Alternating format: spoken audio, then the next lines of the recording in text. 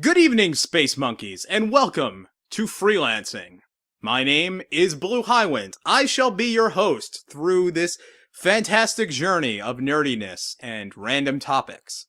This week's topic is the new Dragon Ball Z movie. But before we talk about that, let's talk about the news. Now, the first thing on the agenda, perhaps most importantly, is that once again, the world is on fire, and also the US Congress is completely awful, failing at its job in every single possible respect. Making me wonder, perhaps, do we need three branches of government? I think two might work perfectly fine. However, in news you'll actually care about, let's talk about nerdy stuff. And first of all, the biggest news, and the most tragic news, most likely, is that Robin Williams killed himself yesterday. I'm just going to go right ahead. He didn't pass away. He wasn't found dead. The man killed himself. And that's a blunt fact. That's just the reality of the situation. And it is very sad. And I'm actually more sad about Robin Williams dying than I thought I would be. Because looking back in the last few years, Robin Williams hasn't been the most public of figures, has he? He's kind of dialed back on his career, or he did dial back on his career for a while.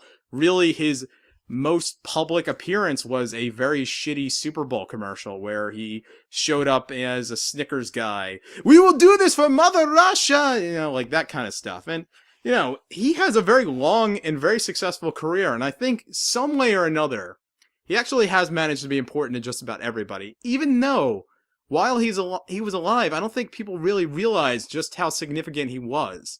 Because, there was the obvious successes of, the genie in Aladdin and Mrs. Doubtfire and dumb comedies all over the place, and some very good HBO specials. I have to recommend those too. But he also had the very important dramas. The man won an Academy Award for Good Will Hunting, and unlike many Academy Award winners, he actually deserved it. And he deserved it hard as the psychiatrist in that movie. It's not your fault. It's not your fault. It is not your fault. And that's so dark now that I think about it, because those are the words that somebody should have said to Robin Williams before he did this. It's really the worst that he would go now of all times. Like, there's always, you always expect this of more younger, younger people, younger creative people. And it's such a rough tragedy because it's just basically a plague of artistic and comedians especially, but musicians and everything else. I mean, he's joining the ranks of Kurt Cobain, Hemingway, just go on of people who killed themselves. And, at 63, he had grown children. He had a solid body of work. He could have retired quietly at that point without having to prove anything to anybody. And whatever his problems were, they finally wound up just taking him over. And you never would expect it, is probably the worst part about it. He did such a good job of playing up this front. If you ever watch his interviews, he's basically just doing his stand-up routine, just rambling on and on. I was listening to one of his interviews on NPR this afternoon when I was driving home from work, and he was going on about New Zealand sheep fucking and, making references back and forth. He was just bouncing off the walls. And then you realize there was so much darkness inside this man that he hid so well. And, what else is there to say but my captain, my captain? Robin Williams, I mean, there you go. I have no words ultimately beyond that. It's just one of those things that really sucks. Anyway, in terms of more stupid news, Marvel fans are mad at Marvel because the new movie Ant-Man will not have the Wasp, who is in the comics known as Janet Van Dyne, who is one of the founding members of the Avengers.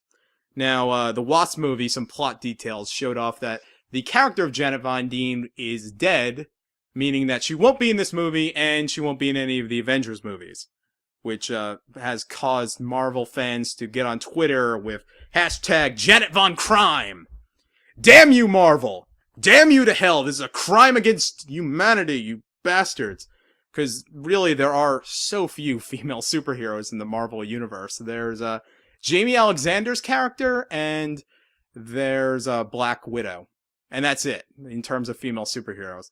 And Pepper Potts was, I guess, superpowered for like 5 minutes. I don't know if they took those powers away. I was hoping that she'd be like a hero afterwards, but in Iron Man 3, but I guess Tony Stark just fixed her or something. Anyway, I don't care for a couple reasons. First of all, it's not that I'm dismissing this character in terms of any importance, but it's that this movie looks like shit, alright? Ant-Man sounds like the lamest superhero ever. I don't know what his powers are other than he can shrink to the size of an ant. Which sounds really awful, and I can't believe that a hero like this would be beloved. But what I loved about it was that it was being made by Edgar Wright, who is one of the great comic directors out there and has made 4 just awesome movies, including Scott Pilgrim vs. the World, I think the best movie of 2011, and last year's The World's End, which was one of the best movies in 2013. He's ditched the project. Marvel stifled him. Somehow or another they were able to make James Gunn work, but they couldn't get Edgar Wright to work. He quit, and without Edgar Wright, this movie looks like shit. So who cares? It's gonna be awful one way or another. Moving on, Rupert Murdoch has ditched his bid to take over Warner Brothers. Oh well. Microsoft scoops up Lara Croft at Gamescom. Tomb Raider 2, also known as Rise of the Dark Silver Guardian Surfer Cobra Tom Radar, is going to be an Xbone exclusive. So back in E3, I recall it being announced, I think it was at the Microsoft conference, but that doesn't make any difference. It looked like it was going to be on every console. PlayStation 4, Xbox One. I want to call it Xbox 360 because Xbox One is a stupid title. And people are mad. I'm mad too, because I was just playing Tomb Raider on PlayStation 3. I don't know why I can't play its sequel on a Sony product. Not that I have any loyalty to Sony, it's just I don't particularly like the Xbox. I've never liked Xbox products. I like Microsoft when they make computers, when they make game systems. I'm not that big of a fan. And what I find funny, though, is, you know, Sony gets exclusives all the time. I think they had Metal Gear Solid 4 last generation. The Last of Us, one of the best games basically ever. PlayStation only. And I don't really hear the anger about it. But when it comes to Tomb Raider, suddenly everyone's pissed. Because, I'm going to be honest, I don't think that many people really like Microsoft either. Microsoft fans, you may be happily jizzing your pants at this moment, and please go take a shower and do the laundry afterwards. But, you know, who does this help? It doesn't really help Square Enix, because they're going to be selling to a much smaller population. It's not helping gamers, because they can't play the game now unless they have an Xbox One. It's helping Microsoft. And who fucking cares about Microsoft? They just make a game system. That's like caring about people who make DVD players. Fuck consoles, by the way. Do we really need this shit any longer? Why do we care about exclusivity? Why should we be locking things off? What should be happening is we should be more open. Back in the day, when it was between the Super Nintendo and the Genesis, those two systems did not talk in any way. There were maybe like 4 games between the two that actually got ported over. It almost never happened. Oh, one of the games that got ported over between Nintendo and Sega was Action 52. So, you know, not good stuff most of the time. But now, the Xbox One and the PlayStation 4, they're basically the same thing underneath the hood. So, not porting between the two is just being a dick, really. So, yeah, useless, completely. But in terms of more positive Gamescom news, there's a new Rime trailer. You may remember Rime from E3 2013, where it looked like a really great Wind Waker game. And here's a new trailer. You actually get to see the character running around more. And there's a little fox! Oh, he's so cute! I love the little fox! And look at that pig! And there's guys walking through the ocean with orb bodies. What is that? Ooh. This game looks great. And it's a PlayStation 4 exclusive. And for some reason, that makes me more happy. I don't know. And so ends the news. Positive, negative, whatever. It was news. Anyway, our subject. Last week, a movie came out to theaters known as Dragon Ball Z Battle of Gods. Now, this was the newest Dragon Ball Z movie, And basically, they've been making Dragon Ball Z movies off and on in Japan since that series ended like 3 decades ago. So I found it a little odd that it was actually getting released to theaters, because, the last Dragon Ball Z special, the one involving Vegeta's long lost brother and his wife, which is an alien, that didn't get released to theaters. Nobody really wants to talk about that. Except there was a brief reference in this movie to that, and they were like, no, he's not coming back again. We're not dealing with that shit. But this movie, it was a huge release. Well, huge in terms of anime releases. How many anime films get wide releases? Pokemon, the first movie, and Pokemon 2000, I think is basic. Oh, and Digimon, the movie, as if that counts. But, this is pretty huge in terms of an anime series movie getting put in theaters. And I actually had very low expectations, because Dragon Ball Z movies aren't exactly the best thing. Probably the best of them all is Cooler's Revenge, just because it had a lot of really bad butt rock in the English translation. And I thought Cooler was a cool looking character. But it was pretty much just an adaptation of the Frieza saga, just starring Frieza's brother. But this movie, however, is, I'd say, actually pretty good. And which is weird, because every movie I've seen so far has been actually pretty good. It's just been 2014 so far. Actually pretty good. Basically sums up the whole year. The first shock I had was when I went to go see the movie the first time, the movie was sold out. And this pissed me off to no end, but I managed to go and buy my tickets ahead of time and went back to my very same local theater. It had a limited release, but it played in, I think, like 1,000 theaters across the country. So you could find it. You could have found it when it was running. And you should have seen it, because it was a really, really decent movie. I mean, I'm not going to say a Dragon Ball Z movie is basically Citizen Kane. It's not even The Wind Rises. But it is good for what it is. And if you're a Dragon Ball Z fan, or even more, a Dragon Ball fan on top of that, you are going to like this movie. And you're going to like it a lot. Which I was very surprised by. It was a packed theater. I have not seen a crowd this pleased by a movie since, I think, The Dark Knight Rises. They were ecstatic, and it was all young people, basically my age. I went alone, because I'm a loser, but, it was a very happy crowd, and they were very pleased by what they saw. And to be fair, I don't think this movie's all that great. I would give it a decent considerate if I were actually rating it properly, which I'm not, because this is freelancing. We don't do ratings here. But, anyway, the plot of this movie is Dragon Ball Z typicalness. There's the god of destruction, Beerus, who is this cat demon who lives in an alien planet someplace, and his gay best friend, Whis. They wake up one day and they decide, let's go to Earth and blow it up. Because the cat demon, Beerus, gets this dream of a Super Saiyan god. And if you don't know what Dragon Ball Z is, and you are not a super fan of Dragon Ball Z, stop listening right now. This has nothing to do with you. You will not understand any of it. And this is probably why I don't think this got a Rotten Tomatoes score, because most professional critics will not know what this is.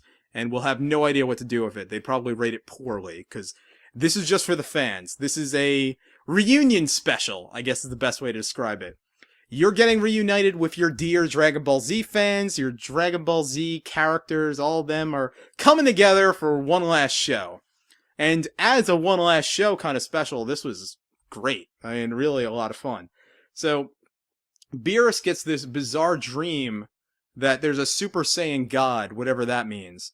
And, we've had Super Saiyan 1, Super Saiyan Ascended, Super Saiyan 2, whatever the hell Trunks was, Super Saiyan 3, Super Saiyan 4, whatever Gohan was, and, onward and upward, and whatever. There's a billion types of Super Saiyans, but we've never had a Super Saiyan God. As a matter of fact, the gods of the Dragon Ball Z universe are basically the Kais, who are just these loafing fat morons, comic relief dudes who aren't that powerful ultimately.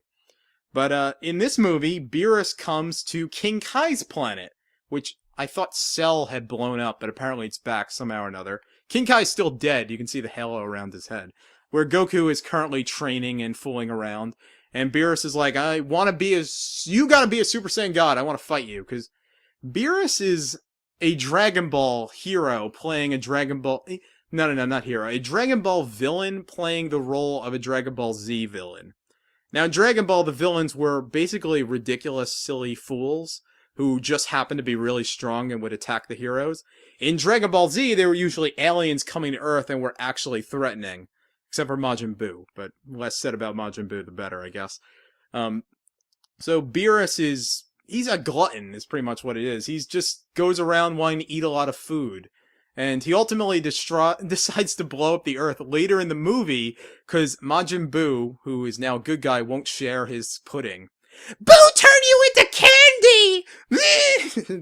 That's kind of the that's one of the great moments. This is a very funny movie. And I guess it's only funny if you know Dragon Ball Z and you know Akira Toriyama and you know what you're getting into. But anyway, the fight between Goku, who goes Super Saiyan 3, and one of my only real complaints about this movie is that I think they use the original Japanese soundtrack. They don't use the American soundtrack. So there is a rockingly awesome Super Saiyan 3 theme, which I listen to just about weekly some way or another. But that's not in this movie at all. They don't use any of the classic Dragon Ball Z tracks, which...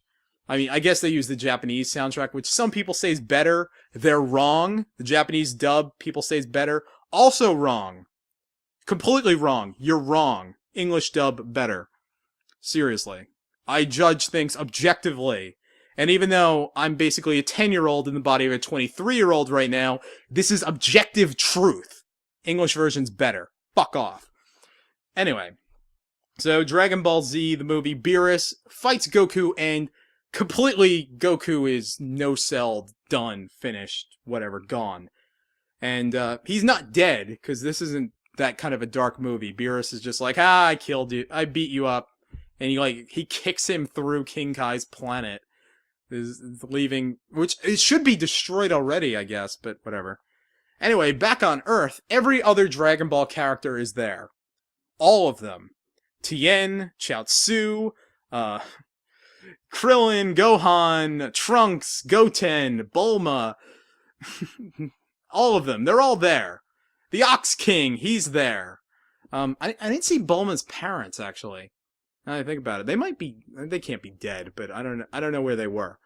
Master Roshi. I think the turtle was in the background a lot. Piccolo's there, but he doesn't do that much, which is very disappointing, because I really like Piccolo. The one character who is missing, one notable one, is Launch. Because Toriyama forgot Launch existed in season, 5 or something, and she never came back. She doesn't come back for this movie either, which I find just really hilarious. The fact that she's not there at all, she's not acknowledged. That's fantastic. I like it.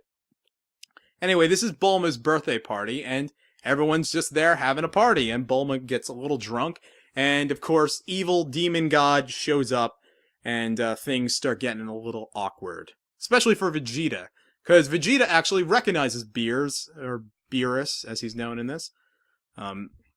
Because, and this is another complaint I have about this movie, they kind of retcon or reverse engineer this guy into the Dragon Ball universe by saying that Frieza was working for Beerus when Frieza blew up the Saiyan planet, which is a dumb thing to do, because Beerus isn't actually supposed to be that much of a threat. He's not really a bad guy, he's just kind of out for lulz here. This isn't that dark of a movie by any respect. And yet Frieza is the arch villain of Dragon Ball Z. Frieza is the first really, really serious threat. He is pure evil. And they have several more incarnations of pure evil, but, they're not referencing Cell. Cell is pretty evil, but Frieza's worse. Majin Buu, Evil Buu, Super Buu, Kid Buu, they're all pretty evil. Now, Frieza's worse. Frieza is about as bad as you're gonna get. He's just an absolute greedy, just piece of shit. And I love Frieza. Frieza is sarcastic and, just full of quips all the time. Always just cracking jokes, because he's the spoiled brat. Pretty much is what you break it down to. He's like a spoiled wasp teenager that happens to be a galactic conqueror and has a power level of 120 million at his max form. True. I checked that on the Dragon Ball Wiki. That is true. Anyway, so Vegeta recognizes Beerus because his dad, King Vegeta, happened to like throw a banquet for Beerus at this point. And Beerus decided that the Saiyans all had to die because he didn't like the food very much. Anyway, so Vegeta sees this and he freaks out, like, oh my god, Kakarot is not here. This evil god of darkness is here at my wife's birthday. I have to stop this somehow. And Vegeta now spends most of the movie kind of playing the middleman of trying to keep this guy happy. And this is actually very funny. I really like where Vegeta is, because normally he's just this proud asshole guy. And in this one, he's actually playing as good of a character as he's ever been. But in this one, he's like, alright, he's doing everything he can to keep the evil god happy. And at one point, and this is where 10-year-old me and 23-year-old me diverge, Vegeta jumps on stage while Beerus is deciding, oh, I'm gonna blow up the Earth again. Let me do it. I'm gonna fucking blow up the Earth unless I get my food. And Vegeta's like, gotta distract him. Get up on stage, dance! And he dances. He dances the fuck out of himself. And, alright, Vegeta dancing is as wrong as anything could possibly be. It's like seeing President Barack Obama in bling going and singing a gangster rap on the White House lawn, alright? Nobody's whiter than Barack Obama, even though he's black, somehow or another. Vegeta dancing, this is prototypical proud warrior anti-hero anime character. Just about every single anti-hero character, be it Hiei, be it whatever else you want to go say. I can only think of Hiei at this moment for whatever reason. They're all Vegeta, more or less. Dragon Ball Z is the archetype shonen anime. Every shonen anime, One Piece, Bleach, Yu Yu Hakusho, Naruto, they all want to be Dragon Ball Z. And every single one of their anti-hero characters wants to be Vegeta. And Vegeta, being the proudest of the proud, is dancing. 10-year-old me would have probably just wept desperately on the floor. Maybe not wept, but I would have been pissed. I'd still be pissed at this movie now. I'd still say this is the worst goddamn movie ever. 23-year-old me, however, can see that's hilarious. And I love it. It's like, I'm so tortured because there is a part of my soul that is in absolute agony, unable to accept what I'm seeing, but it's also just really funny. Another character to join the fun is, of all people, Emperor Pilaf, who has his dog friend and Mai. I don't remember the dog's name. Just say I'm not that big of a Dragon Ball Z fan. What can I say? But they were the first villains of the Dragon Ball saga. They were in the very, very first season when it was Bulma and Goku and Oolong just driving along trying to collect Dragon Balls. They were the bad guys, and they were pretty ridiculous back then. For some reason, I don't know when this happened, they've been turned into kids. And apparently this was explained in, I think, a comic or something that Toriyama wrote for the movie. Like, you won't know this. Even I didn't know this was happening. So now they're all little kids, and Mai's a little kid too, and one of Bulma's prizes for the big bingo tournament is the Dragon Balls! You get one wish, because she does have the Dragon Ball radar, I guess, and collecting them really isn't that big of a deal. What happened is Emperor Pilaf actually managed to collect them all, and he tried to wish for immortality, as he always does, as every villain in the series does, ultimately. But unfortunately, he accidentally wished for youth, so he's turned back into a little kid. Which, by the way, cuts Dragon Ball GT out of canon. Dragon Ball GT being the sequel to Dragon Ball Z, which... No, that's all I'm saying about that. GT sucks ass. Really bad. And the first episode of that had Emperor Pilaf and Mai and the Dogman showing up, and they were like 1,000,000 years old. Now they're little kids. So GT is basically cut out. Like, that's this movie saying, this movie, GT didn't happen. Don't worry about that. And worryingly, I think they might be trying to set up for a new series, which I don't want them to do. I like where we're left off here. But this does lead to more hijinks, which is basically what this whole movie is. It's basically hijinks.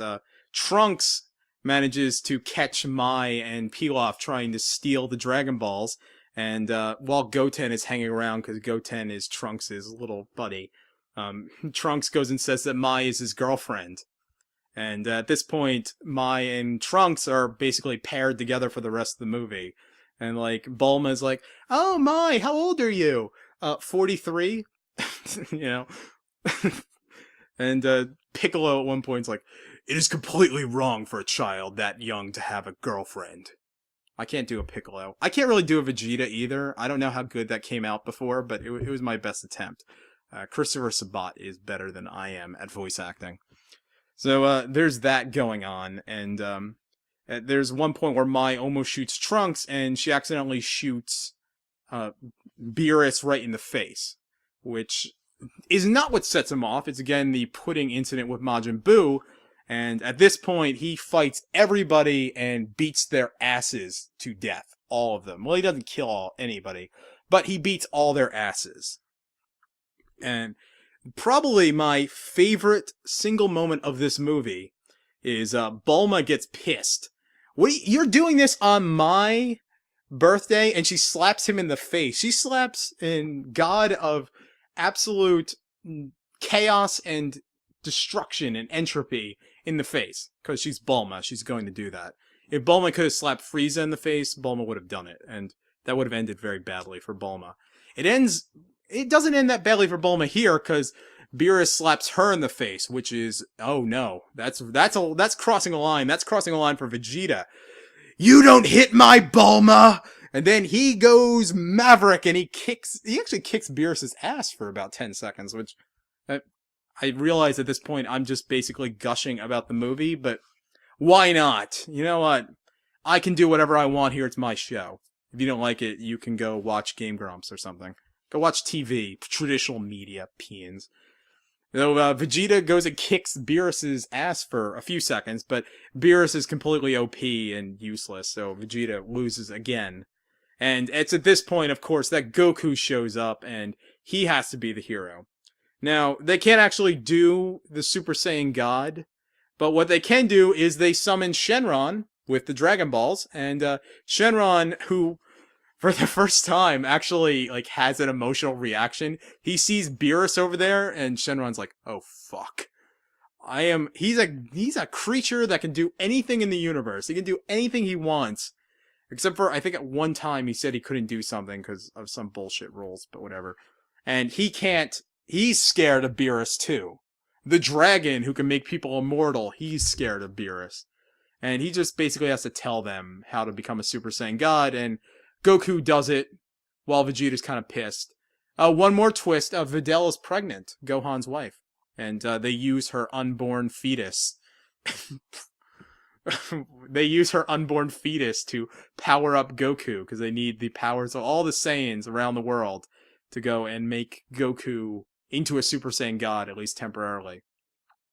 One other positive thing, while I'm talking about women in this movie, Android 18 is actually allowed to fight the bad guy, which I was very, very disappointed in the last seasons of Dragon Ball Z, because Android 18, being significantly more powerful than a Super Saiyan, at no point did anything to help when it came to the Majin Buu crisis, and got killed, like, off-screen, as, you know, that's, god damn it, she was a woman, so they didn't let her do anything.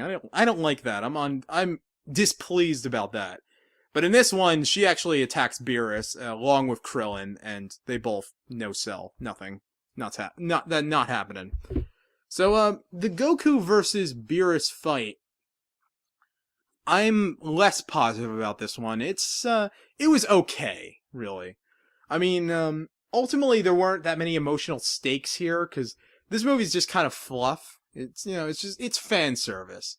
So, Beerus wasn't that big of a threat. He was just like, "I'm gonna blow up the Earth. Here, let me do it. I'll blow up the Earth. I'm gonna blow up the Earth." And Goku, I'm not that big of a fan of the Super Saiyan God design either. Goku's hair turns pink, and I thought it was a Kaioken, but it's not. His hair turns pink, and he gets a little skinnier. Like, I wasn't Broly the Super Saiyan God, by the way? Like, forget it. Nobody cares.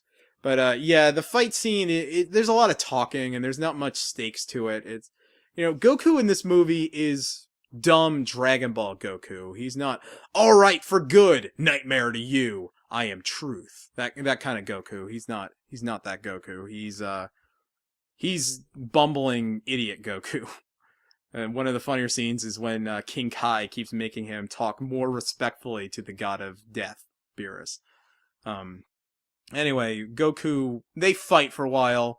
Goku loses pretty clearly at the end. But Beerus is charmed enough by this puny Earthling who at least gave him a small challenge for a little while and decides, you know what, I'm not going to blow up the Earth, I'll just blow up this one boulder, which technically counts. He did blow up Earth. Bits of it, a little piece of it. There you go. It's fine. Spoilers, I ruined the movie. BlueHighwind sucks. Downvote. Unsubscribed. Nobody subscribed anyway, who cares? But yeah, I generally decent about this movie. I mean, it didn't go anywhere. There was no stakes. It had no reason to exist. The Dragon Ball Z story has pretty much reached its conclusion. In fact, it probably should have ended with the Cell Saga, not the Boo Saga. I'm not a huge fan of the Boo Saga. The one positive I have is Vegeta's one last jump towards evil. And it really should have ended with that. Vegeta turning evil and Goku fighting him one last time. I was a bigger fan of the ending that Gohan goes and takes Goku's place as hero of Earth. And that was a very long setup arc of Gohan being actually incredibly strong. And it finally paid off by him beating Cell. And then they fuck it up because Gohan becomes the Great Saiyan Man. And the Great Saiyan Man's in this movie. And I was much less annoyed by that than I should have been, I guess. So, everything that you want as a Dragon Ball Z fan who maybe hasn't seen the series in a very long time, just wants a bit of nostalgia for their childhood. You know what? It got the tone right. It had all the characters. Everyone was voiced correctly, except for Goten, because his voice actor changed for whatever reason. But, beyond that, I really have nothing but high praise to give this movie. In a world where Hollywood adaptations so completely fuck things up, such as that other Dragon Ball Z movie that I could possibly mention, but I won't. Why not? I'll go and mention it. Let's talk about Dragon Ball Evolution just for a minute. Alright? Dragon Ball Evolution is one of the worst movies ever made. And I'm not saying that in terms of quality. It's entirely mediocre in every way. But it's in terms of memorability. Everybody hates it. But nobody's seen it. And even if you have seen it, there's nothing memorable about it. You take something like The Last Airbender, which was as disrespectful and sacrilegious towards a beloved property as you could possibly get. That movie's hilarious. I love how bad that is. That's a movie you could just watch and be charmed by it, considering how bad it is. Dragon Ball Evolution is worthless. And meanwhile, there's other Hollywood adaptations like Teenage Mutant Ninja Turtles, for example, which completely gets it totally wrong in every way. Review of that coming up soon. I haven't seen it, but I know it gets it wrong. Or the Transformers movies, or G.I. Joe, or anything else. Like, they're not there to please the fans. They're there to just mine the properties to make another stupid action movie. And you know what? This got it right. This is like, alright, this is what fans want to see. We want to see their characters again. We're gonna go have fun making this movie. It's gonna be a fun movie to finally show off. And yes, it's completely useless to people who haven't seen Dragon Ball Z, but why should a Dragon Ball Z movie be good for non-fans? If you don't like Dragon Ball Z, why should you like a Dragon Ball Z movie? This is proper. This is right. I really like this movie. It's not going to be my best of, but I think it deserves a place as being good. We got it. Done. Anyway, in terms of other blog stuff, what's coming up is a review of Spec Ops: The Line. Considering there's so much violence in the Middle East, I couldn't think of a better object to review than that. In fact, that might already be up by the time I post this video. We'll see. And then there's the review of Teenage Mutant Ninja Turtles, which is coming soon. I still have to see that movie. Not looking forward to it. Really not looking forward to it. And Boyhood, which I still haven't seen, but I will see this week. There's no way I'm missing it this time. I'm fucking seeing Boyhood. You're not stopping me, world. I'm doing it. Anyway, Space Monkeys, if you managed to listen all the way through to this point, you shall win my gratitude. Love you. Thank you. It's been great having you here. Please stay tuned. There will be more freelancing coming up. Have a good evening.